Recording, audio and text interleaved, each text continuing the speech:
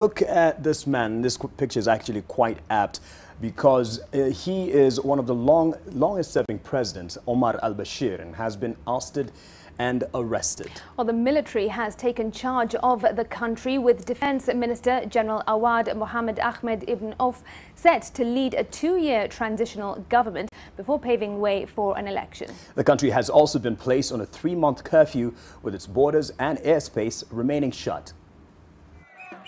On the streets of Khartoum, the red, green, white and black flag is hoisted high, waved in victory after a wave of adamant protest. The prized outcome of a spirited 4-month uprising that has brought President Omar Al Bashir's 30-year autocratic rule tumbling down.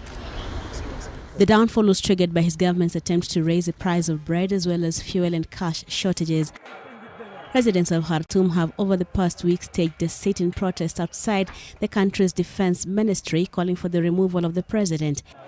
And on Thursday, 11th of April 2019, the military took over under the leadership of the country's defense minister, General Awad Mohammed Ahmed. We announced the shutting down of Sudan's airspace and border crossings for 24 hours until further notice, and dissolving the presidency institution from parliamentarians to the assistants, as well as dissolving of the government. The minister's agents will continue the job. The military, which then suspended the country's constitution, has placed Al Bashir under arrest. The general made public more measures during a televised address. The dissolving of the National Council and the Council of Provinces, the dissolving of the governments and the legislative councils of the provinces, and the assignment of the governors and the security forces to perform their duties. The new administration has placed Omar Al Bashir in a quote-unquote safe place, while a military council takes over the running of the country for a 2-year transitional period, after which elections are set to be held. Bashir has been at the helm in Sudan for 30 years. In 1989, when he was a brigadier in the army, he led the ouster of the then democratically elected Prime Minister Sadiq al-Mahdi. He then presided over a civil war that led to the division of the country into two, Sudan and South Sudan.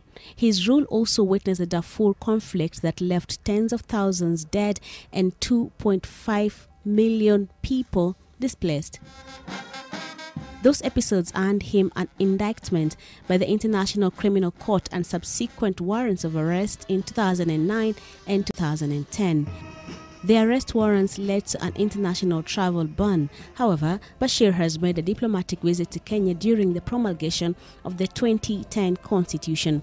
Here, a Kenyan High Court judge had ordered the state to arrest him. That did not happen. In February this year, he sent a delegation led by his Vice President Osman Mohamed Yusuf at State House, Nairobi, with a special message seeking to assure that the situation in Sudan was under control and the country was calm, contrary to implications by foreign actors.